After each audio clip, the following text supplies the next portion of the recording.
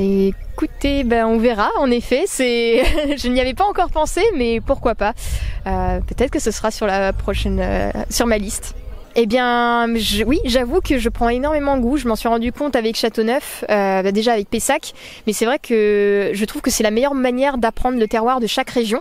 Voilà, d'aller plus loin, par exemple, par rapport à ce qu'on avait au cours, qui était très intéressant, et vraiment de découvrir en profondeur, vraiment les terroirs, l'histoire. Donc non, ouais, il y a une passion. On peut parler de passion, ouais.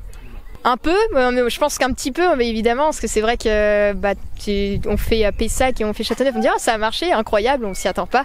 Et on se dit là c'est surtout que c'est aussi ma région, Nantes. Je suis née à Nantes, je suis nantaise de base, et ma famille maternelle est nantaise, donc voilà, c'est un peu un retour aux sources. Donc disons que on attendait la victoire, on a eu des moments de doute aussi, c'est normal, mais on se dit déjà, quand on est en finale, on est juste trop heureux, en fait, c'est ça. Eh bien, depuis le mois de septembre à Châteauneuf, donc j'ai continué à travailler donc chez mon patron en apprentissage, donc Thierry Berson, voilà, qui est toujours d'un grand soutien quand je révise pour les concours ou autres.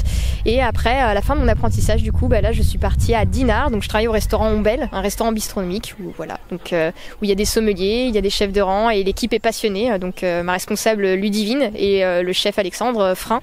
Voilà, donc je les remercie parce que ils m'ont quand même soutenu parce que c'est pas la même chose, la vie de restauration et de cave. Donc non, je les remercie énormément.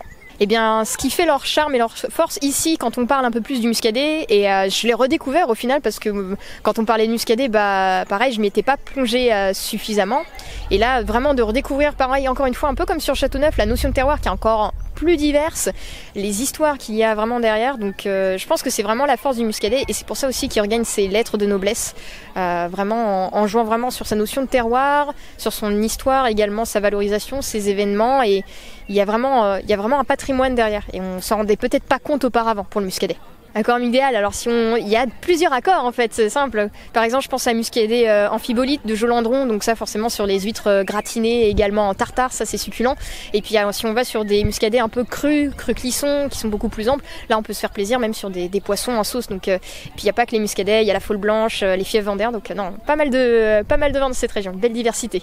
Écoutez, en tout cas c'est un énorme plaisir, un immense honneur d'avoir gagné ce concours, et en tout cas de représenter les vins en restaurant et quand je travaillerai, voilà, et auprès de mes clients, et d'en parler surtout.